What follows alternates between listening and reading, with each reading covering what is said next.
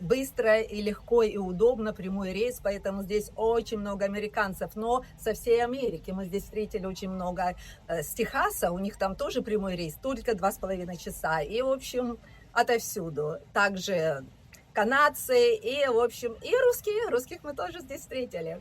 Так вот, сегодня мы собираемся идти на пляж. Да, пляж здесь единственное, я хочу сказать, что этот отель нам очень нравится. Здесь все шикарно, все включено, еда,